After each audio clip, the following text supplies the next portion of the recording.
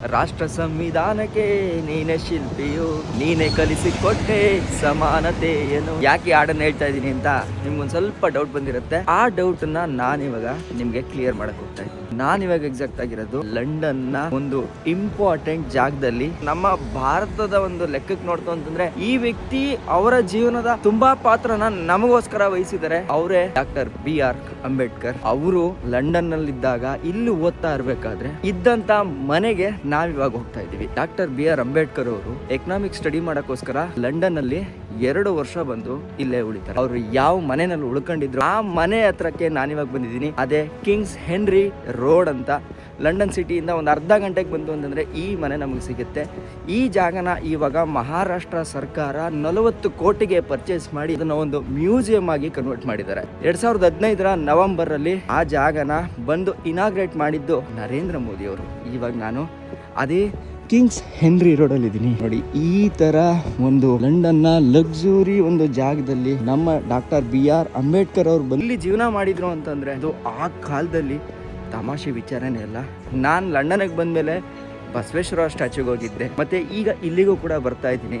ನನಗೆ ಖುಷಿ ಏನು ಅಂತಂದ್ರೆ ನಮ್ಮೂರಿಂದ ನಮ್ಮ ಭಾರತದಿಂದ ಬಂದು ಇಲ್ಲಿ ಜೀವನ ಮಾಡಿದಾರಲ್ಲ, ಅವ್ರಿದ್ದಂತ ಜೀವನ ಶೈಲಿ ಹೆಂಗಿದೆ ಅಂತ ನೋಡೋಂತ ಅನಿವಾರ್ಯತೆ ನನಗಿದೆ. ಜೊತೆಗೆ ಆ ಕುತೂಹಲತೆ ಇದೆ. ನೋಡ ಬನ್ನಿ ಆ ಜಾಗ ಹೇಗಿದೆ ಅಂತ.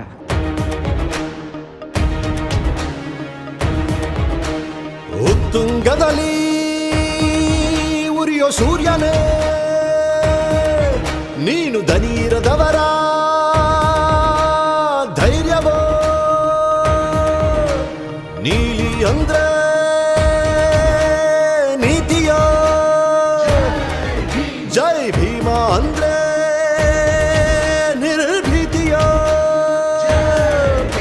ನೋಡಿ ಈಗ ನಾನು ಎಕ್ಸಾಕ್ಟ್ ಆಗಿ ಎಲ್ಲಿದ್ದೀನಿ ಅಂತಂದ್ರೆ ನಿಮಗೆ ಕಾಣಿಸ್ತಾ ಇದೆಯಾ? ಮನೆ ನಂಬರ್ 10 ಡಾಕ್ಟರ್ ಭೀಮ್ರಾವ್ ರಾಮ್ಜಿ ಅಂಬೇಡ್ಕರ್. ಅಲ್ಲೇ ಕೆಳಗಡೆ ಬರೆದಿದ್ದಾರೆ Indian crusader for social justice lived here ಅಂತಂದ್ರೆ 2 ವರ್ಷಗಳ ಕಾಲ ಅವರು ಈ ಮನೆಯಲ್ಲಿ ಜೀವನ ಮಾಡಿದ್ದಾರೆ. ಆ ಮನೆನ ಇವಾಗ ಮ್ಯೂಸಿಯಂ ಮಾಡಿಟ್ಟಿದ್ದಾರೆ. ಯಾರೇ ಬಂದ್ರು ಕೂಡ ಪಬ್ಲಿಕ್ ಇಲ್ಲಿ ಬಂದು ಈ ಮನೆನ ಒಂದ್ ರೌಂಡ್ ನೋಡ್ಬೋದಾಗಿರುತ್ತೆ. ನೋಡಿ ಇದೇ ರಸ್ತೆನಲ್ಲೇ ಇರೋದು ಕಿಂಗ್ಸ್ ಹೆನ್ರಿ ರೋಡ್ NW3 ಅಂತ. ಇಲ್ಲೇ ನಮ್ಮ ಡಾಕ್ಟರ್ BR ಅಂಬೇಡ್ಕರ್ ಅವರ ಮನೆ ಇರೋಂಥದ್ದು.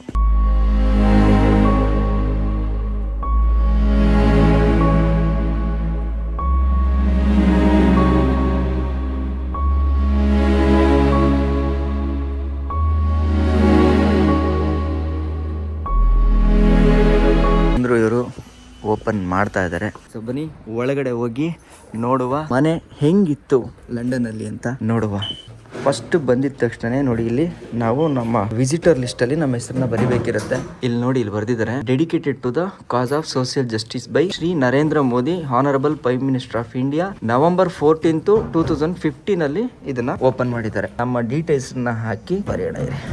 ಸೊ ಒನ್ಸ್ ನಾವು ವಿಸಿಟರ್ ಬುಕ್ ಅಲ್ಲಿ ನಮ್ಮ ಅಡ್ರೆಸ್ ಇದನ್ನೆಲ್ಲ ಹಾಕಿದ್ಮೇಲೆ ನೋಡಿ ನಾವು ಈ ತರ ಎಂಟ್ರಿ ತಗೊಂತೀವಿ. ಎಂಟ್ರಿ ಬರ್ತಾ ಇದ್ದಂಗೆ ನೋಡಿ ಬುದ್ಧ ನಮ್ಮನ್ನ ಸ್ವಾಗತಿಸ್ತಾ ಇದ್ದಾರೆ. ಇಲ್ಲಿಂದ ಫೋಟೋಸ್ ಹಾಕಕ್ಕೆ ಶುರು ಮಾಡಿದ್ದಾರೆ. ಹೈದರಾಬಾದ್ ಅಲ್ಲಿ ಇರ್ತಕ್ಕಂಥ India's tallest statue of Baba Saheb Ambedkar ಇಲ್ಲಿಂದ ಶುರು ಮಾಡಿ ನೋಡಿ ಇಲ್ಲಿ ಏನೇನಿದೆ ಅಂತ ನಮಗೆ ಕಾಣಿಸ್ತಾ ಇದೆ.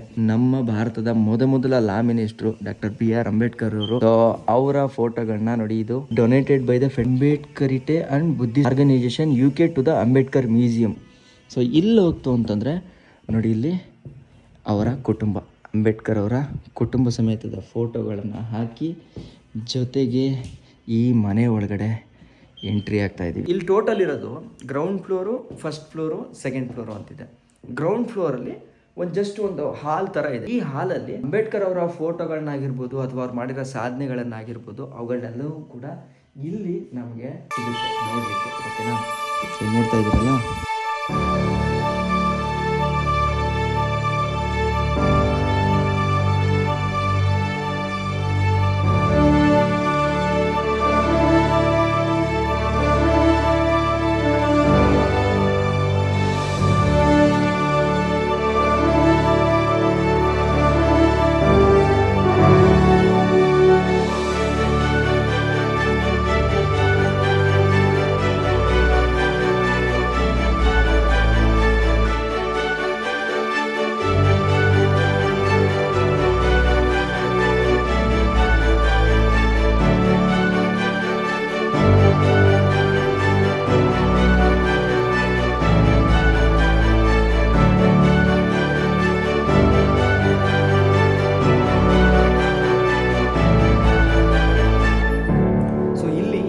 ವರ್ಷ ಡಾಕ್ಟರ್ BR ಅಂಬೇಡ್ಕರ್ ಅವರು ಪೇಯಿಂಗ್ ಗೆಸ್ಟ್ ಆಗಿ ಉಳಿತಾರೆ. ಅಂತಂದರೆ ಇಲ್ಲಿ ಬ್ರಿಟಿಷರು ಕೂಡ ಇದ್ದರು, ಅವ್ರ ಜೊತೆ ಇವರು ಕೂಡ ಇದ್ದು ಒಂದು ರೂಮಲ್ಲಿ ಓದ್ತಾ ಇದ್ರು.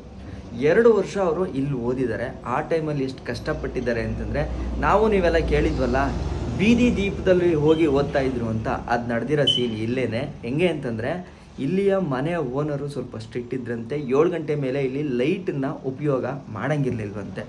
ಆವಾಗ ಅವ್ರು ಇಲ್ಲಿ ಲೈಟನ್ನು ಆಫ್ ಮಾಡಿದ್ರೆ ಅವರು ಹೊರಗಡೆಗೆ ಬಂದು ಇಲ್ಲಿ ಲೈಟ್ ಕಂಬಗಳಿದೆ ನೋಡಿ, ಆ ಲೈಟ್ ಬೆಳಕಲ್ಲಿ ಕೂತು ಓದ್ತಾ ಇದ್ರಂತೆ. ಈಗ ಮೇಲಕ್ಕೆ ಹೋಗ್ತಾ ಇತ್ತು ಅಂತಂದರೆ ನೋಡಿ, ಹಳೆ ಕಾಲದ ಮನೆನೇ. ಸೊ ಹತ್ಕೊಂಡು ಮೇಲಕ್ಕೆ ಹೋಗ್ತಾ ಇದ್ದೀನಿ, ನೋಡೋಣ ಮೇಲೆ ಏನು ಸಿಗುತ್ತೆ ಅಂತ. ಸೊ ಗ್ರೌಂಡ್ ಫ್ಲೋರ್ ಆಯಿತು, ಇವಾಗ ಫಸ್ಟ್ ಫ್ಲೋರಲ್ಲಿದ್ದೀವಿ. ಸೊ ಈ ಫಸ್ಟ್ ಫ್ಲೋರಲ್ಲಿ ನೋಡಿ, ಇಲ್ಲಿ ಆಫೀಸು ಕೂಡ ಇದೆ. ಸರ್ ಇದೇ ಆಫೀಸಾ?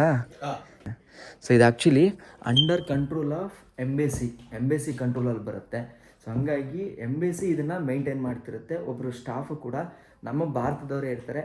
ಅವ್ರ ಕಾಂಟ್ಯಾಕ್ಟ್ ನಂಬರ್ ನಾನು ಹಾಕಿರ್ತೀನಿ, ಜೊತೆಗೆ ಅವ್ರನ್ನೂ ಕೂಡ ಆಮೇಲೆ ಮಾತಾಡಿಸ್ತೀನಿ. ಸೊ ಅವರು ನಿಮಗೆ ಗೈಡನ್ನು ಮಾಡ್ತಾರೆ.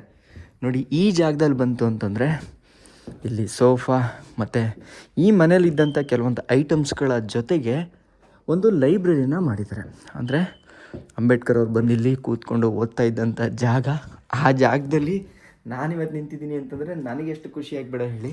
ಸೊ ಇಲ್ಲಿ ನೋಡಿ, doctor Ambedkar Saheb writings and speeches ಅಂತ ಈಗ ಏನು ಮಾಡಿದ್ದಾರೆ, ಪ್ರೆಸೆಂಟ್ಲಿ ಅಂಬೇಡ್ಕರ್ ಅವ್ರ ಬಗ್ಗೆ ಇರ್ತಕ್ಕಂಥ ಬುಕ್ಗಳನ್ನೆಲ್ಲ ಇಲ್ಲಿ ಜೋಡಿಸಿದ್ದಾರೆ. ಆ್ಯಕ್ಚುಲಾಗಿ ನಾವಿವಾಗ ನೋಡ್ತಾ ಇರೋದು, ಸೊ ಇದೇ ಲೈಬ್ರರಿಯ ಒಂದು ಮುಖ್ಯ ಘಟ್ಟಕ್ಕೆ ಬಂದಿದ್ದೀವಿ. ಅದೇನು ಅಂತಂದರೆ ನೋಡಿ, ಇಲ್ಲಿ ನೋಡ್ತಾ ಇದ್ದೀರಲ್ಲ, ಸೊ ಈ ನೋಡ್ತಾ ಇರ್ತಕ್ಕಂಥ ಪತ್ರಗಳೆಲ್ಲವೂ ಕೂಡ ನೋಡಿ ಡಾಕ್ಟರ್ BR ಅಂಬೇಡ್ಕರ್ ಅವರ ಸ್ವತಃದ ಹ್ಯಾಂಡ್ ರೈಟಿಂಗನ್ನು ದೊಡ್ಡ ಪೇಪರಲ್ಲಿ ಪ್ರಿಂಟ್ ಮಾಡಿ ಜನಕ್ಕೆ ಇಟ್ಟಿದ್ದಾರೆ. ಸೊ ನೋಡಿ, ಅವರ ಹ್ಯಾಂಡ್ ರೈಟಿಂಗ್ ನೋಡಿ ಎಷ್ಟು ಮುದ್ದಾಗಿದೆ, ಜೊತೆಗೆ ಎಷ್ಟು ಸ್ಟೈಲಿಶ್ ಆಗಿದೆ ನೋಡಿ. ಹಿಂಗೆ ಎಳೆದು ಬರೆಯೋಂಥದ್ದು. ಆ ಎನ್ನು ಆ್ಯಸ್ಗೆ ನೋಡಿ ಎಷ್ಟು ಸಖತ್ತಾಗಿ ಬರೀತಾ ಇದ್ದಾರೆ. ಸೊ ಇದೆಲ್ಲ ನೋಡೋಕ್ಕೆ ನಿಜ ಭಾರಿನೇ ಖುಷಿ ಆಗುತ್ತೆ, ದೇವರಾಣೆ. ಸೊ ಇಲ್ಲಿ ಕೆಲವೊಂದು ಪೋರ್ಟ್ರೇಟ್ ಫೋಟೋಸ್ ಇಟ್ಟಿದ್ದಾರೆ ನೋಡಿ. ಇದು ಕೆರೆಯಲ್ಲಿ ನೀರು ಕುಡಿಯೋಕ್ಕೆ ಬಿಡಲ್ಲ ಅಂತಂದಾಗ ಮಾಡಿದಂಥ ಪ್ರೊಟೆಸ್ಟ್ ಇದು. ಅವರು ಭಾಗವಹಿಸಿರ್ತಕ್ಕಂಥ ಕೆಲವೊಂದು ಫೋಟೋಸ್ಗಳನ್ನು ಇಲ್ಲಿ ಹಂಚ್ಕೊಂಡಿದ್ದಾರೆ. ಹಿಂಗೇ ಬಂತು ಅಂತಂದರೆ ಇಲ್ಲಿ ಕೆಲವೊಂದು ಡೈರಿ ಇಟ್ಟಿದ್ದಾರೆ, ನೋಡೋಣ ಇರಿ. ಕಾನ್ಸ್ಟಿಟ್ಯೂಷನ್ ಆಫ್ ಇಂಡಿಯಾ ಇಟ್ಟಿದ್ದಾರೆ. ಇಲ್ಲಿ ನೋಡಿ ಸಂವಿಧಾನದ್ದು ಒಂದು ಕಾಪಿ ಇಲ್ಲಿ ಇಟ್ಟಿದ್ದಾರೆ. ನಾವು ಬೇಕು ಅಂತಂದರೆ ಓದ್ಬೋದು. ವಾವ್, ನೋಡಿ ಸಂವಿಧಾನ ಎಷ್ಟು ದೊಡ್ಡದಾಗಿದೆ ಅಂತ. ಯಪ್ಪ, ವಾವ್. ಯೂಸ್ ಮಾಡಿ ಕಟ್ಟಾಗಿದೆ ಆ್ಯಕ್ಚುಲಿ. ಸೂಪರ್. ನೋಡಿ, ಪಾರ್ಟ್ 2 ಸಿಟಿಜನ್ಶಿಪ್ ಬಗ್ಗೆ ಹೇಳಿರ್ತಕ್ಕಂಥದ್ದು. ಸೊ ಈ ಥರ ಈ ಫ್ಲೋರಲ್ಲಿ ನಮ್ಗೆ ಸಿಗೋಂಥದ್ದು ಅವರ ಒಂದು ಲೈಬ್ರರಿ. ಮತ್ತು ಇನ್ನೊಂದು, ಆ ಟೈಮಲ್ಲಿ ಅವ್ರಿಗೆ ಊಟಕ್ಕೆ ಕೂಡ ತುಂಬ ಕಷ್ಟ ಇತ್ತು. ಆವಾಗ ಇಲ್ಲಿ ಮನೆ ಓನರು 2 ಬ್ರೆಡ್ಡನ್ನು ಕೊಟ್ಟರು ಅಂತಂದರೆ ಆ 2 ಬ್ರೆಡ್ಡಲ್ಲಿ ಒಂದು ಬ್ರೆಡ್ಡನ್ನು ತಿಂದ್ಕೊಂಡು ಬೆಳಗ್ಗೆ ತಿಂಡಿನ ಮುಗಿಸಿ ಮತ್ತು ಇನ್ನೊಂದು ಬ್ರೆಡ್ನ ಇಟ್ಕೊಂಡು ಸಾಯಂಕಾಲ ತಿಂತಾಯಿದ್ರಂತೆ. ಆ ಟೈಮಲ್ಲಿ ಅಷ್ಟೊಂದು ಕಷ್ಟಪಟ್ಟು ಕೂಡ ಅವ್ರು ಓದಿರೋದು ತಮಾಷೆ ವಿಚಾರನೇ ಅಲ್ಲ, ಅದು ಈ ಜಾಗದಲ್ಲಿ. ಹಿಂಗೆ ಹೋಗ್ತು ಅಂತಂದರೆ ನೋಡಿ, ನೆಕ್ಸ್ಟ್ ಹೋಗೋದು ನಾವು 2nd ಫ್ಲೋರ್ಗೆ ಹೋಗ್ತೀವಿ. 2nd ಫ್ಲೋರ್ಗೆ ಹೋಗೋಕ್ಕಿಂತ ಮುಂಚೆ ನಮಗೆ ನೋಡಿ ಇಲ್ಲಿ ಹಿಂದ್ಗಡೆ ಪಾರ್ಕ್ ಸಿಗುತ್ತೆ. ಅಲ್ಲಿ ನೋಡಿದ್ರೆ ಅಲ್ಲಿ ಅಂಬೇಡ್ಕರ್ ಅವರ ಸ್ಟ್ಯಾಚು ಇದೆ, ಅಲ್ಲಿ ಒಂದು ಚಿಕ್ಕದಾಗಿ. ಜೊತೆಗೆ ಅಲ್ಲೇ ರೈಲ್ವೆ ಸ್ಟೇಷನ್ ಕೂಡ ಇದೆ. ಸೊ ಈಗ ಹೀಗೆ ಹೋದರೆ ನಮಗೆ ಸಿಗೋಂಥದ್ದು 2nd ಫ್ಲೋರ್.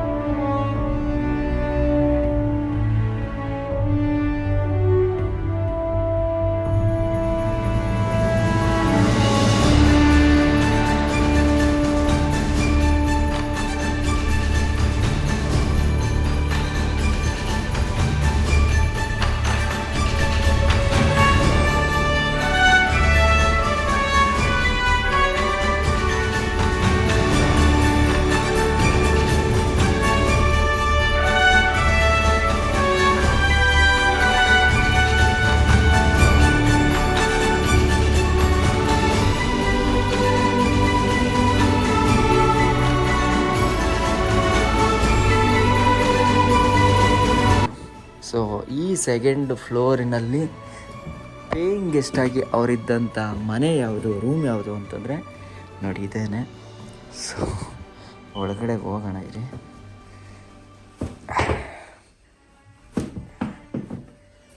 ನಾನು ಕೂಡ ಒಬ್ಬ ಅಡ್ವೊಕೇಟ್ ಆಗಿ ನನಗೆ ಇವರೊಂಥರ ಇನ್ಸ್ಪಿರೇಷನ್ ಆಗಿ ಕಾಣಿಸ್ತಾರೆ.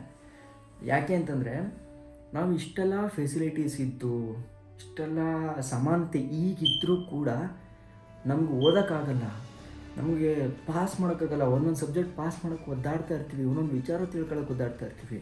ಆದರೆ ಆ ಟೈಮಲ್ಲಿ ಆ ಶೋಷಣೆ ತುಳಿತನೆಲ್ಲ ಮೇಲೆ ಹತ್ಕೊಂಡು ಬಂದು ಇಲ್ಲಿ ಲೆವೆಲ್ವರೆಗೂ ಬಂದು ಬ್ರಿಟಿಷ್ ಸರ್ಕಾರ ಕೂಡ ಇವ್ರನ್ನ ಇಷ್ಟು ಲೆವೆಲ್ಗೆ ಇವ್ರನ್ನ ಮಾನ್ಯತೆ ಕೊಟ್ಟಿದೆ ಅಂತಂದರೆ ನಾವು ಇವ್ರನ್ನೆಲ್ಲ ನೋಡಿ ಏನು ಕಲಿಬೇಕು?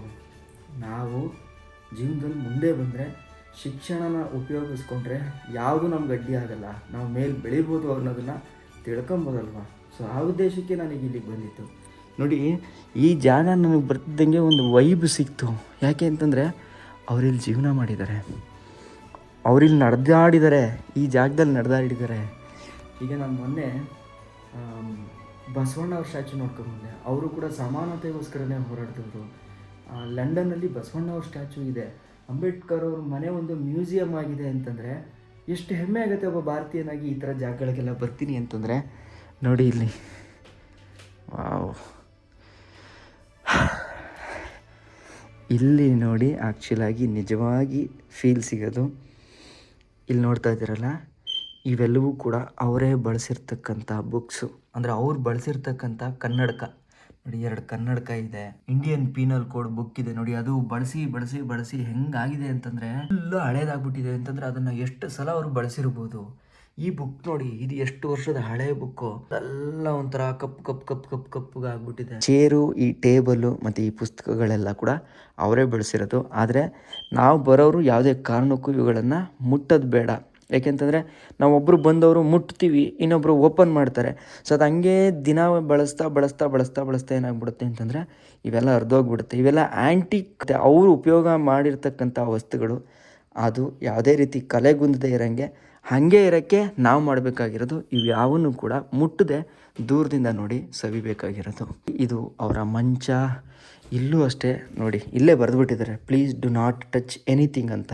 ಸೊ ಇಲ್ಲೇನು ಟಚ್ ಮಾಡೋದು ಬೇಡ, ಜಸ್ಟ್ ದೂರದಿಂದ ನೋಡ್ಕೊಳ್ಳೋಣ. ಅವ್ರು ಬಳಸಿರೋಂಥ ಕನ್ನಡಕ ಆಗಿರ್ಬೋದು ಅಥವಾ ಇವೆಲ್ಲನೂ ಕೂಡ ಹಿಂಗೇ ನೋಡ್ಕೊಳ್ಳೋಣ, ಓಕೆನಾ. ಕಬೋರ್ಡು, ಈ ಐಟಮ್ಗಳೆಲ್ಲ ಇಲ್ಲಿ ನಮಗೆ ನೋಡೋಕ್ಕೆ ಸಿಗುತ್ತೆ. ಸೊ ಇದನ್ನೆಲ್ಲ ನೋಡಿ ಹೊರಗಡೆಗೆ ಬಂದರೆ ಈ ಕಡೆ ಇನ್ನೊಂದು ರೂಮ್ ಇದೆ, ಆಯಿತಾ. ಸೊ ಇನ್ನೊಂದು ರೂಮಿಗೆ ಬಂದರೆ ನೋಡಿ, ಇಲ್ಲೂ ಅಷ್ಟೇ ಅಂಬೇಡ್ಕರ್ ಅವರ ಎಲ್ಲ ಒಂದು ಫೋಟೋಗಳನ್ನು ಹಾಕಿ ಅವ್ರು ಏನೇನು ಸಾಧನೆ ಮಾಡಿದಾರೋ ಅದನ್ನೆಲ್ಲನೂ ತೋರಿಸಿ ಒಂದು ದೊಡ್ಡ ವಾಲ್ ಪೋರ್ಟ್ರೇಟ್ನ ಇಟ್ಕೊಂಡು ಅವ್ರಿಗೆ ಗೌರವ ಸಲ್ಲಿಸುವಂಥ ಕೆಲಸನ ಮಾಡಿದ್ದಾರೆ. ಜೊತೆಗೆ ನೋಡಿ, ಮೇಲ್ಗಡೆಯಿಂದ ನೋಡಿದ್ರೆ ಎಷ್ಟು ಸಖತ್ತಾಗಿ ಕಾಣಿಸುತ್ತೆ ಅಂತ. ನಿಮ್ಗೆ ಇನ್ನೂ ಒಂದು ವಿಚಾರ ಹೇಳಬೇಕು. ಈ ಕಿಂಗ್ ಹ್ಯಾನ್ರೀಸ್ ರೋಡ್ ಏನಿದೆಯೋ ಇದು ಒನ್ ಆಫ್ ದ ಪಾರ್ಶ್ ರೋಡ್ ಅಂತಲೇ ಹೇಳ್ಬೋದಂತೆ ಈ ಇಂಗ್ಲೆಂಡಲ್ಲಿ ಆ ಕಾಲದಿಂದನೂ ಕೂಡ. ಅಂದರೆ ಇಲ್ಲಿ ಯಾವಾಗಲೂ ನಿಶಬ್ದವಾಗಿರುತ್ತೆ. ಜೊತೆಗೆ ಈ ಮ್ಯೂಸಿಯಂನ ಓಪನ್ ಮಾಡಬೇಕು ಅಂತ ಅಂದ್ಕೊಂಡಾಗ ರಿಯಲ್ ಮಜಾ ಶುರುವಾಗುತ್ತೆ. 2012ರಲ್ಲಿ ಈ ಮನೆ ಓನರು ಈ ಜಾಗನ ಮಾರಬೇಕು ಅಂತ ಯೋಚನೆ ಮಾಡಿದಾಗ ಅವ್ರ ತಲೆಯಲ್ಲಿ ಬಂದಿದ್ದು, ಇದನ್ನು ಯಾಕೆ ನಾನು ಇಂಡಿಯಾ ಸರ್ಕಾರಕ್ಕೆ ಮಾರಬಾರ್ದು ಅಂತ. ಯಾಕೆ ಅಂತಂದರೆ ಅಂಬೇಡ್ಕರ್ ಅವರು ಆ ಜಮಾನದಲ್ಲಿ ಇಲ್ಲಿ ಓದ್ತಾ ಇದ್ರಲ್ಲ, ಆ ಟೈಮಲ್ಲೇ ಲಂಡನ್ನಲ್ಲಿ ಬರ್ತಿದ್ದಂಥ ಭಾರತೀಯರು ಈ ಮನೆಗೆ ಬಂದು ವಿಸಿಟ್ ಮಾಡಿ ಹೋಗ್ತಾ ಇದ್ರಂತೆ, ಹೊರಗಡೆ ನಿಂತ್ಕೋತಾ ಇದ್ರಂತೆ. ಅದನ್ನೆಲ್ಲ ಅಬ್ಸರ್ವ್ ಮಾಡಿರ್ತಕ್ಕಂಥ ಈ ಮನೆ ಓನರು, ಓಕೆ ಇದನ್ನು ನಾವು ಭಾರತ ಸರ್ಕಾರಕ್ಕೆ ಮಾಡ್ತೋ ಅಂತಂದರೆ ಒಳ್ಳೆಯದಾಗುತ್ತೆ ಅಂಥೇಳಿ ಪ್ರಪೋಸಲ್ನ ಕೊಡ್ತಾರೆ. ಆವಾಗ ಓಕೆ ಮಹಾರಾಷ್ಟ್ರ ಸರ್ಕಾರ ಒಪ್ಕೊಳ್ಳುತ್ತೆ. ಯಾಕೆಂತಂದರೆ ಮಹಾರಾಷ್ಟ್ರದಲ್ಲೇ ಹುಟ್ಟಿದವರಲ್ವ ಬಾಬಾ ಸಾಹೇಬ್ ಅಂಬೇಡ್ಕರ್ ಅವರು. ಅದನ್ನು ಒಪ್ಕೊಂಡು ಅದಾದ ನಂತರ ರಿನೋವೇಷನ್ಸ್ ವರ್ಕ್ಸ್ನ ಇಲ್ಲಿ ಶುರು ಮಾಡ್ತಾರೆ. ಆದರೆ ಇಲ್ಲೊಂದು ಪ್ರಾಬ್ಲಮ್ ಶುರು ಆಗುತ್ತೆ. ಇಲ್ಲಿಯ ಲೋಕಲ್ ಜನ, ನೀವೇನು ನೋಡ್ತಾ ಇದ್ರಲ್ಲೋ ಈ ಸುತ್ತಮುತ್ತದ ಮನೇಲಿರ್ತಕ್ಕಂಥ ಜನಗಳು, ಇಲ್ಲ ಇದನ್ನು ಯಾವುದೇ ಕಾರಣಕ್ಕೂ ನಾವಿಲ್ಲಿ ಮ್ಯೂಸಿಯಂ ಮಾಡೋಕ್ಕೆ ಬಿಡಬಾರ್ದು. ಇಫ್ ಇನ್ ಕೇಸ್ ಮ್ಯೂಸಿಯಂ ಆದರೆ ಇಲ್ಲಿ ಜನಜಂಗುಳಿ ಜಾಸ್ತಿ ಆಗುತ್ತೆ, ನಮಗೆ ಪಬ್ಲಿಕ್ ನ್ಯೂಸೆನ್ಸ್ ಆಗುತ್ತೆ ಅಂಥೇಳಿ ಕೋರ್ಟಲ್ಲಿ ಕೇಸ್ ಹಾಕ್ತಾರೆ.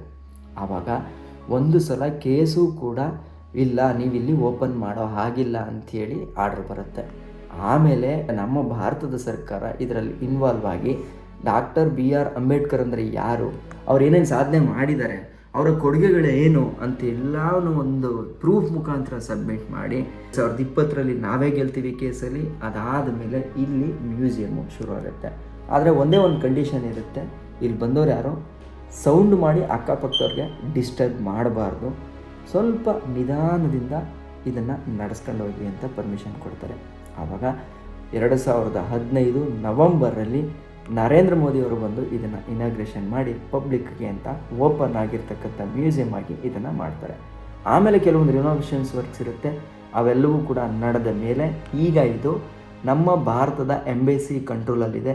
ಎಂಬೆಸಿ ಆಫೀಸವರೇ ಇಲ್ಲೊಬ್ರು ಇರ್ತಾರೆ, ಅವ್ರನ್ನ ಕಾಂಟ್ಯಾಕ್ಟ್ ಮಾಡಿದ್ರೆ ನಮಗೆ ಈ ಜಾಗನ ನೋಡೋಕ್ಕೆ ಮುಕ್ತವಾಗಿ ಅವಕಾಶ ಇರುತ್ತೆ. It is Ambedkar Museum in London. Address is number 10 King Andrews Road. It is under the Camden Town. Station is named called Chack Farm. Chack Farm station to Ambedkar Museum is only 3 minutes. So we have 3 floors. First floor is a common floor. The second floor is a library. Third floor is actual bedroom when he was stayed as a paying guest in 1921 to 22. It is bought by the Maharashtra government. Nowadays, people who are coming from India, daily they come and visit this house. They are very happy. What time it will open, sir? The time is Monday to Friday is 11 to 5 o'clock, and Saturday actually we are taking appointment through phone. 5 or 6 families only, because that's the holiday time. Only 5 or 6 families they are taking appointment through phone only. So ಇಲ್ಲಿ actually ಇಲ್ಲಿ ಕೆಳಗಡೆಗೆ ಬಂದರೆ ನಿಮಗೆ ಅಂಬೇಡ್ಕರ್ ಅವರ statue ನಮಗೆ ನೋಡಿ ಅಲ್ಲಿ ಕಾಣಿಸುತ್ತೆ. Oh, this is railway station sir. அவங்க புக்கில் கூட எழுதியிருப்பாங்க. ரொம்ப டிஸ்டர்பன்ஸாக இருந்தது. பேக் சைடில் இருக்குது அப்படியா அப்படின்னு சொல்லிட்டு ஏதோ ஒரு புக்கில் எழுதியிருக்காங்க. ಓ, பேக்கில் அப்படியே நைட் ஃபுல்லாக இப்போ ட்ரெயின் போயிட்டு தான் இருக்கும். ಹಾಂ. ಸೊ ನೋಡಿ ಇಲ್ಲೇ ರೈಲ್ವೆ ಸ್ಟೇಷನ್ ಇದೆ ನೋಡಿ, ಇಲ್ಲಿ ಕಾಣಿಸ್ತಾ ಇದೆಯಲ್ಲ ಡೇಂಜರ್ ಅಂತ ನೋಡಿ. ಈಗ ಒಂದು ಟ್ರೈನು ಬರ್ತಾ ಇದೆ, ನೋಡೋಣ ಇರಿ. ಟ್ರೈನ್ ಕಾಣಿಸ್ತಾ ಇಲ್ಲ, ನೋಡ್ತಾ ಇದೆಯಾ? ಸೊ ಇದನ್ನು ಅಂಬೇಡ್ಕರ್ ಅವರು ಬುಕ್ಕಲ್ಲೂ ಬರೆದಿದ್ರಂತೆ, ಟ್ರೈನ್ ಜಾಸ್ತಿ ಹೋಗ್ತಾ ಇದ್ದಿದ್ದರಿಂದ ಡಿಸ್ಟರ್ಬ್ ಜಾಸ್ತಿ ಆಗ್ತಿತ್ತು, ಓದೋಕ್ಕಾಗ್ತಾ ಇರಲಿಲ್ಲ ಅಂತ. ಎಷ್ಟು ಚೆನ್ನಾಗಿದೆ ಅಲ್ವಾ ಇದೆಲ್ಲ. ಅಂದರೆ ಇಲ್ಲಿ ಓದಿ ಅಲ್ಲಿಗೆ ಬಂದಿದ್ದಾರೆ ಅಂತಂದರೆ ಹೇಳೋಕ್ಕಾಗಲ್ಲ. ನನಗೂ ಇದೊಂದು ಮೋಟಿವೇಶನ್ ಆಗ್ತಿದೆ. ನಾನು ಲಂಡನಲ್ಲಿ ಬಂದು ಓದಿದ್ರು ಏನು ತಪ್ಪಿಲ್ಲ, ಯಾಕೆಂತಂದರೆ ಇಲ್ಲಿ ಗ್ರೇಸ್ ಅನ್ನೋ ಒಂದು ಯೂನಿವರ್ಸಿಟಿ ಏನಿದೆಯೋ ಅದು ಬ್ಯಾರಿಸ್ಟರ್ಲಾಗಿ ತುಂಬ ಫೇಮಸ್ ಇದೆ. ನನ್ನ ಮೈಂಡ್ ಏನಾರು ಚೇಂಜ್ ಆಯಿತು ಅಂತಂದರೆ ಬಂದರೂ ಬರ್ತೀನಿ, ಹೇಳೋಕ್ಕಾಗಲ್ಲ. ಅದಕ್ಕೆ ಟ್ರೂ ಇನ್ಸ್ಪಿರೇಷನ್ ಯಾರು ಅಂತಂದರೆ ಇವರೇನೆ. ಇದು ಬ್ಯಾಕ್ ಗೇಟು ಆಫೀಸ್. ಓ, ಇದು ಗ್ರೌಂಡು.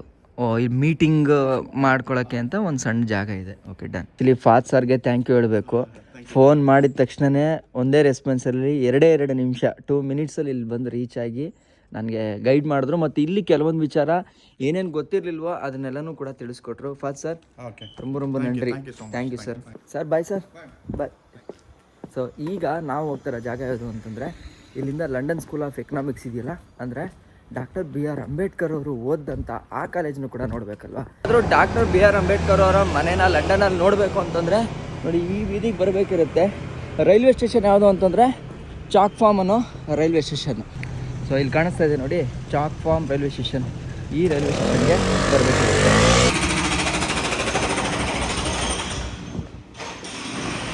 ಇದು ನೋಡ್ರಿ, ಇದು ಪ್ಲಾಟ್ಫಾರ್ಮ್ಗೆ ಹೆಂಗೆ ಹೋಗ್ತಾ ಇದೆ ಅಂತ, ಯಾವುದೋ ಒಂದು ಓಲ್ಡ್ ಸಿಸ್ಟಮ್ ಟೈಪ್ ಅನ್ನಿಸ್ತಾ ಇದೆ. ಇದು ಕರ್ಕೊಂಡು ಹೋಗ್ತಾ ಇದೆ, ಬಟ್ ಸಮಥಿಂಗ್ ಡಿಫ್ರೆಂಟ್ ಆಗಿದೆ ನೋಡಿ. ಚಾಕ್ ಫಾರ್ಮ್ ರೈಲ್ವೆ ಸ್ಟೇಷನ್ನ ಈ ಜಾಗ. Okay, northern line. ಉಯ್, ಏನು ಗುರು ಇದು ಈ ಥರ ಐತೆ. ಆಲ್ಮೋಸ್ಟ್ ಲಂಡನಲ್ಲಿ ಈಗ ಇದೇ ಫಸ್ಟ್ ಅನಿಸುತ್ತೆ ನಾನು ಈ ಥರ ನೋಡ್ತಾ ಇರೋದು. ಸಮಥಿಂಗ್ ಲೈಕ್ ಡಿಫ್ರೆಂಟ್ ಅನ್ನೋ ಥರ ಫೀಲ್ ಆಗ್ತಾ ಇದೆ. ಹೇಳೋದು ಟ್ಯೂಬ್ ಅಂತ ಹೇಳ್ತಾರೆ ಲಂಡನಲ್ಲಿ ಬಂದಾಗ, ಟ್ಯೂಬ್ ರೈಲ್ವೆ ಸ್ಟೇಷನ್ ಅಂತ ನೋಡಿ. ಯಾಕೆ ಅಂತಂದರೆ ಟ್ಯೂಬ್ ಥರ ನಮ್ಮನ್ನು ಕೆಳಗಡೆ ಕರ್ಕೊಂಡು ಹೋಗ್ತಾನೇ ಇದೆ, ಇನ್ನೂ ಹೋಗ್ತಾನೇ ಇದ್ದೀವಿ. ಎಸ್. ಸೊ ಕೆಳಗಡೆ ಬಂದ ಮೇಲೆ ನೋಡಿ ಅಂಡರ್ ಗ್ರೌಂಡಲ್ಲಿ ಪ್ಲಾಟ್ಫಾರ್ಮ್ ನಂಬರ್ 2. ಸೊ ಇಲ್ಲಿ ನಾನೀಗ ಬ್ರಿಟಿಷ್ ಮ್ಯೂಸಿಯಮ್ಗೆ ಹೋಗೋಕ್ಕೆ ಅಂಥೇಳಿ ವೆಯ್ಟ್ ಮಾಡಬೇಕು ಇವಾಗ. ಇಲ್ಲ, ಆ್ಯಕ್ಚುಲಿ ನನಗೆ ಒಂದು ಡೌಟ್ ತಲೆನಲ್ಲಿ ಏನು ಬಂತು ಅಂತಂದರೆ, ಈಗ ಹೆಚ್ಚು ಕಡಿಮೆ ಒಂದು 3 ರಿಂದ 4 ಫ್ಲೋರ್ ನಾನು ಇಳ್ಕೊಂಬಂದಿದ್ದೀನಿ. ಆ 4 ಫ್ಲೋರ್ ಆದ ಮೇಲೆ ನೋಡಿ ಈ ಥರ ಟ್ರ್ಯಾಕ್ಸ್ಗಳನ್ನ ಹಾಕಿದ್ದಾರೆ. ಬಟ್ ಆದರೆ ಮಳೆ ಬಂದರೆ ಒಂದು ಚೂರು ನೀರು ಬರದೇ ಇರೋಂಗೆ ಇದನ್ನು ವಾಟರ್ ಡ್ಯಾಂಪ್ನೆಸ್ನ ಮಾಡಿ ಈ ಥರ ಕಟ್ಟಬೇಕು ಅಂತಂದರೆ ತಮಾಷೆ ವಿಚಾರನೇ ಅಲ್ಲ.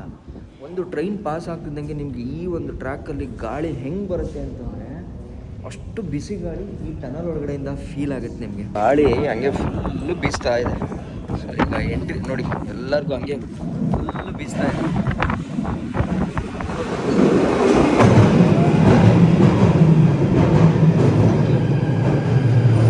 ಸೊ ಇದೇ ಟ್ರೈನ್ಗೆ ಇವಾಗ ಹತ್ಕೊಂಡು ಹೋಗ್ಬೇಕು ನಾನು.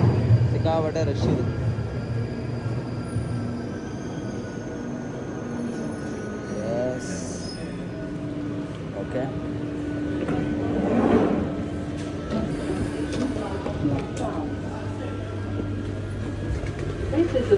ನೋಡಿ ಅಂತಂದರೆ ನಾವು ಎಷ್ಟು ಮೇಲಿಂದ ಕೆಳಗಡೆಗೆ ಬಂದಿದ್ದೀವಿ ಅಂತ ಅಲ್ಲಿಗೆ ಅರ್ಥ. ಸೊ ಇಷ್ಟು ಕೆಳಗಡೆಗೆ ಬಂದಾದ ಮೇಲೆ ನಮಗೆ ಅಲ್ಲಿ ಟ್ಯೂಬ್ ಸ್ಟೇಷನ್ ಸಿಗೋದು. ರೈಟ್, ಈ ರೋಡ್ ಏನಿದೆಯೋ ಇದೇ ರೋಡೇ ನೋಡಿ, ಪೋರ್ಚುಗಲ್ ಸ್ಟ್ರೀಟ್ ಅಂತಿದೆಯಲ್ಲ ಅಲ್ಲಿ ಮುಂದೆ ಅವ್ರು ಓದಂಥ London School of Economics and Political Science ಅಂತ ಅಲ್ಲಿದೆ. ಬನ್ನಿ ನಾನು ನಿಮ್ಗೆ ತೋರಿಸ್ತೀನಿ. 2 ವರ್ಷ ಅವ್ರು ಏನಿಲ್ಲಿ ಕೋರ್ಸ್ ಮಾಡಿದ್ರು ಅಲ್ಲಿ MSc ಮತ್ತು DSc ಎರಡನ್ನೂ ಕೂಡ ಎಕನಾಮಿಕ್ಸಲ್ಲಿ ಮುಗಿಸ್ಕೊಂಡು ಅದ್ರ ಜೊತೆಗೇ ಗ್ರೇಸಿನ್ನಲ್ಲಿ ಬ್ಯಾರಿಸ್ಟರ್ ಕೋರ್ಸನ್ನ ಕೂಡ ಮುಗಿಸ್ತಾರೆ. ಸೊ ಇದು ಅವ್ರ ಸಾಧನೆ. ಅದಾದಮೇಲೆ ಪಟ್ಟಂತ ಇಂಡಿಯಾಗೆ ಬಂದು ಅಲ್ಲಿ ಗೌರ್ಮೆಂಟ್ ಲಾ ಕಾಲೇಜ್ನ ಪ್ರಾಧ್ಯಾಪಕರಾಗಿ ಕೆಲಸನ ಶುರು ಮಾಡ್ತಾರೆ. ಸೊ ಈಗ ನೋಡ್ತಾ ಇದ್ದೀರಲ್ಲ, ಇದೇ ನೋಡಿ London School of Economics and Political science ಅನ್ನೋ ಕಾಲೇಜು. ಸೊ ಇಲ್ಲಿ ಇಡೀ ಗ್ಲೋಬ್ನ ಇಟ್ಬಿಟ್ಟಿದ್ದಾರೆ. ಅಲ್ಲಿ LSE ಅಂತ ಕರೀತಾರೆ. LSE ಅಂತಂದರೆ ಲಂಡನ್ ಸ್ಕೂಲ್ ಆಫ್ ಎಕನಾಮಿಕ್ಸ್ ಅಂತ. ಅದಾಗಿದೆ ನೋಡಿ ಕಾಲೇಜ್, ಇದು ಯೂನಿವರ್ಸಿಟಿ. ಸೊ ಇಲ್ಲಿ ಎಲ್ಲ ಥರದ ಕೋರ್ಸ್ಗಳು ಕೂಡ ಇದೆ ನೋಡಿ. ಇಲ್ಲಿ ಹಾಕಿದ್ದಾರೆ ಇವೆಂಟ್ಸ್ಗಳು ಏನೇನು ನಡೆಯುತ್ತೆ ಅನ್ನೋ ಥರ ಫುಲ್ ಬೋರ್ಡನ್ನು ಇವರಲ್ಲಿ ಹಾಕಿದ್ದಾರೆ.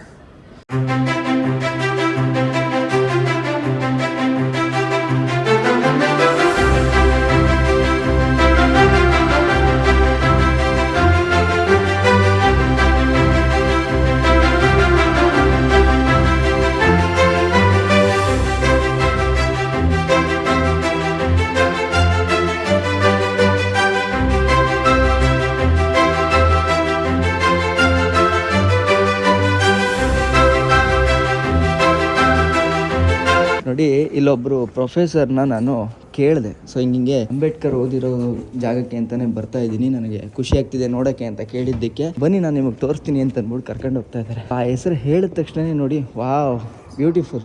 ಸೊ ಇಲ್ಲಿ ನೋಡಿ, stone was laid on Monday July 2 AD 1900. Okay, ಅಂಬೇಡ್ಕರ್ಗೆ ಇಲ್ಲಿ ಒಂದು ಗೌರವ ಸಲ್ಲಿಸೋ ಥರ ಈ ಜಾಗದಲ್ಲಿ ಹಾಕಿ. Yes sir, thank you sir, thank you. ಯಾಕೆ ಅಂತಂದರೆ ಅವರು ಇಲ್ಲಿ ಓದಿರೋದು, ಆಮೇಲೆ ಭಾರತದ ಐಕಾನಿಕ್ ವ್ಯಕ್ತಿ ಅಲ್ಲ.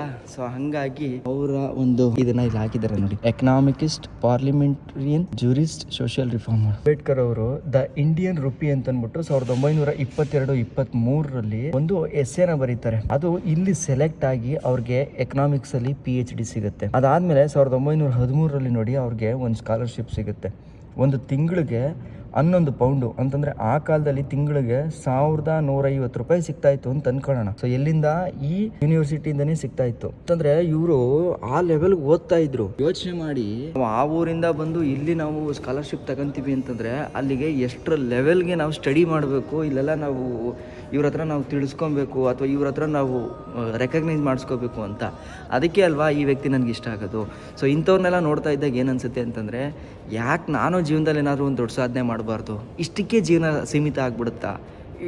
ನೀನು ಎಷ್ಟು ಕಮ್ಮಿ ಜೀವನದಲ್ಲಿ ಹುಟ್ಟಬೇಕಾದ್ರೆ ಮಾತ್ರ ನಾನು ಬಡವನಾಗಿ ಹುಟ್ಟಬೇಕು, ಸಾಯಬೇಕಾದ್ರೆ ಬಡವನಾಗಿ ಸತ್ತರೆ ಅದು ವಿಧಿ ತಪ್ಪಲ್ಲ ಅಂತಂದ್ಬಿಟ್ಟು ಅಬ್ದುಲ್ ಕಲಾಂ ಅವ್ರು ಹೇಳ್ತಾರೆ ಗೊತ್ತಾ. ಆ ಮಾತನ್ನು ತಗೊಳ್ಳೋಣ. ಈ ಥರದವ್ರನ್ನ ಇನ್ಸ್ಪಿರೇಷನ್ ಆಗಿ ತಗೊಂಡ್ರೆ ನಮ್ಮ ಜೀವನದಲ್ಲೂ ನಾವೇನಾದ್ರು ದೊಡ್ಡದಾಗಿ ಮಾಡ್ಬೋದು ಅನ್ನೋದು ಒಂದು ಕಾನ್ಸೆಪ್ಟ್ ತಲೆಯಲ್ಲಿ ಇಟ್ಕೊಳ್ಳೋಣ. ಜಾತಿ, ಮತ, ಧರ್ಮ ಇದನ್ನೆಲ್ಲ ದೂರ ಇಡೋಣ. ವ್ಯಕ್ತಿ ಯಾರೇ ಆಗಿರಲಿ, ಅವರಲ್ಲಿರೋ ಒಳ್ಳೆ ವಿಚಾರನ ಯಾವುದನ್ನು ತಗೊಂಡು ನಮ್ಮ ಜೀವನಕ್ಕೆ ಅಳವಡಿಸ್ಕೊಂಡು ನಾವಿನ್ನೂ ದೊಡ್ಡವ್ರು ಆಗ್ಬೋದು ಅನ್ನೋದ್ರ ಬಗ್ಗೆ ಚಿಂತೆ ಮಾಡೋಣ ಯುವಕರೇ. ಯಾಕೆ ಅಂತಂದರೆ ಪ್ರಪಂಚ ತುಂಬ ಮುಂದೆ ಹೋಗ್ತಾ ಇದೆ. ನಾವಿನ್ನೂ ಜಾತಿ ಧರ್ಮ ಅಂತ ಹೊಡೆದಾಡ್ಕೊಂಡಿತ್ತು ಅಂತಂದರೆ ನಮ್ಮ ದೇಶಕ್ಕೆ ಎಷ್ಟು ಗೌರವ ಗತ್ತು ಇದೆ ಅಂತಂದರೆ, ಹೊರಗಡೆ ಬಂದಾಗ ಜನ ಇಂಡಿಯಾ ಅಂತಂದರೆ ಕಿವಿ ಹಂಗೆ ಅರಳುತ್ತೆ ಅವ್ರಿಗೆ ಗೊತ್ತು. ನಾವು ದುಡ್ಡಲ್ಲಿ ದೊಡ್ಡವರಿಲ್ಲ ಅಂದ್ರೂ ಕೂಡ ನಮ್ಮ ಹತ್ರ ಬುದ್ಧಿ ಇದೆ, ನಮ್ಮ ಹತ್ರ ಸಂಸ್ಕೃತಿ ಇದೆ ಅನ್ನೋದು ಅವ್ರಿಗೆ ಚೆನ್ನಾಗಿ ಗೊತ್ತು. ನಮ್ಮ ಎಜುಕೇಷನ್ ಸಿಸ್ಟಮ್ ಎಷ್ಟು ಚೆನ್ನಾಗಿದೆ ಅಂತ ಅವ್ರಿಗೆ ಗೊತ್ತು. ಸೊ ಹಂಗಾಗಿ ನಮ್ಮ ಕಲಿಕೆ ಶಕ್ತಿ ಮತ್ತು ಗ್ರಹಿಕೆ ಶಕ್ತಿ ಏನಿದೆಯೋ ಅದನ್ನು ಇನ್ನು ಮುಂದೆನಾದರೂ ಒಳ್ಳೆ ರೀತಿಯಲ್ಲಿ ಬಳಸೋಣ.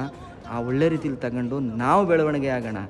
ನಮಗೆ ಬಿಡ ಅಂತ ಅಥವಾ ನಮ್ಮನ್ನು ಕೆಟ್ಟ ರೀತಿಯಲ್ಲಿ ಮೋಟಿವೇಟ್ ಮಾಡ್ತಕ್ಕಂಥ ಯಾವ ನಾಯಕರು ಕೂಡ ನಾಳೆ ನಮಗೊಂದು ಹೆಚ್ಚು ಕಡಿಮೆ ಆಯಿತು ಅಂತಂದರೆ ಬರಲ್ಲ. ದಯವಿಟ್ಟು ಇದನ್ನು ಅರ್ಥ ಮಾಡ್ಕೊಳ್ಳಿ. ರಾಜಕಾರಣದ ವಿಚಾರಗಳನ್ನ ಬಿಟ್ಟು ಅಥವಾ ಜಾತಿಯ ಕಿಚ್ಚು ಇವನ್ನೆಲ್ಲ ಹಚ್ಚೋರಿಂದ ಸ್ವಲ್ಪ ದೂರ ಇದ್ದು ನಮ್ಮ ಜೀವನನ ನಾವು ಶಿಕ್ಷಣನ ಬಳಸ್ಕೊಂಡು ಬೆಳಕಿನತ್ತ ಸಾಗುವ ಅಂತ ಹೇಳದೆ ನನ್ನ ಈ ವಿಡಿಯೋದ ಉದ್ದೇಶ ಆಗಿತ್ತು. ಇಷ್ಟು ಹೇಳ್ತಾ ಲಂಡನ್ನ ಅಂಬೇಡ್ಕರ್ ಓದಂಥ ಸ್ಕೂಲ್ ಆಫ್ ಎಕನಾಮಿಕ್ಸಿಂದ ನಾನು ನಿಮ್ಮ ಕಿತ್ತಡಿ ಕಿರಣ್. ಜೈ ಹಿಂದ್, ಜೈ ಕರ್ನಾಟಕ. ಮತ್ತೆ